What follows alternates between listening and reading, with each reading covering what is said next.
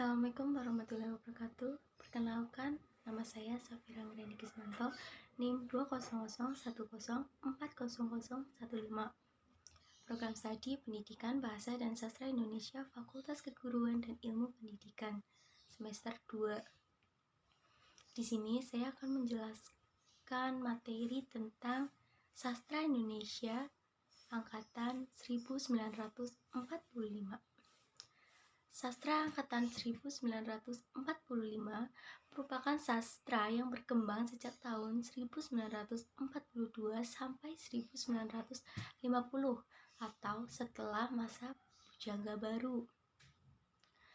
Pada awal sejarah lahirnya sastra, angkatan 45 itu diawali dengan kedatangan bangsa Jepang ke Indonesia menuju kemerdekaan bangsa Indonesia pada tahun 1945, serta terjadinya perubahan iklim politik di Indonesia. Nah, pada awal Maret 1942, Jepang mendarat di pesisir Jawa. Setelah itu, Jepang datang ke Indonesia seolah-olah ingin membebaskan Indonesia dari Belanda. Akhirnya, Jepang dapat diterima baik oleh masyarakat Indonesia. Tak lama kemudian, Jepang berhasil mengusir Belanda dari Indonesia dan meninggalkan kesan yang mendalam bagi bangsa Indonesia.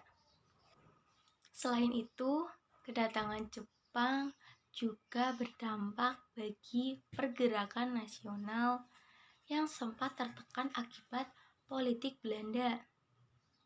Hal inilah yang menumbuhkan kesadaran dan harga diri bangsa Indonesia. Kebijakan Jepang dalam politik dengan cara membubarkan semua organisasi politik dan mendirikan lembaga baru yang diberi nama Pusat Tenaga Rakyat. Kehidupan bangsa Indonesia sangat buruk, tapi hal itu tidak menghalangi para sastrawan untuk tetap berkarya menciptakan sebuah karya sastra. Kepengarangan dapat tumbuh dan berkembang dalam keadaan apapun, sedangkan hasilnya sesuai dengan kondisi lingkungannya.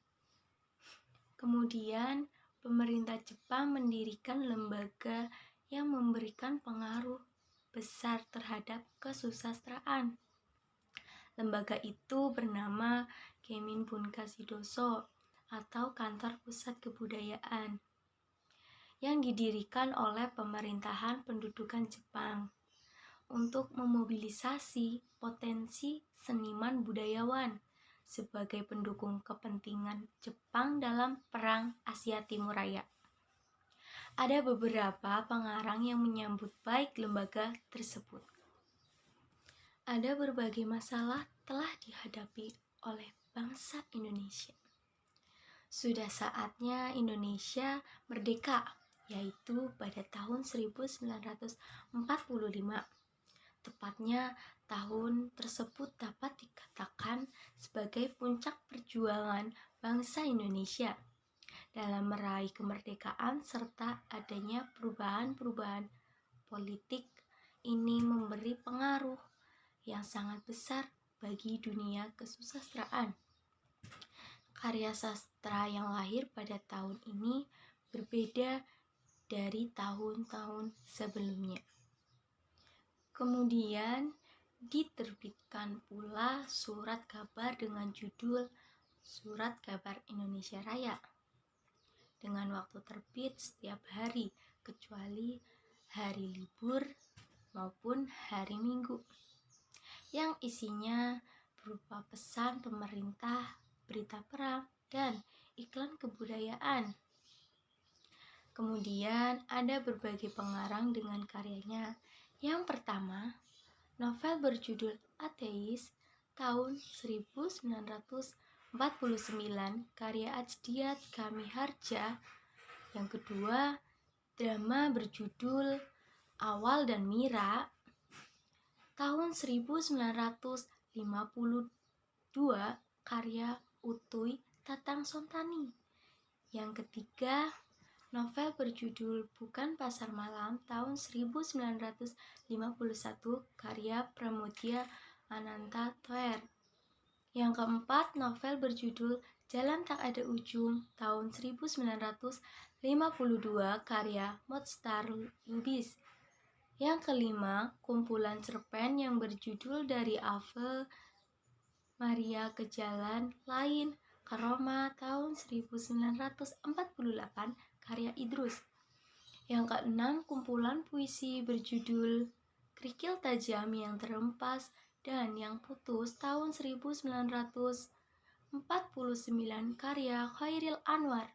Yang ketujuh, kumpulan sajak berjudul Tiga Menguak Takdir tahun 1950 karya Khairil Anwar, Asrul Sani, dan Rifai Apin.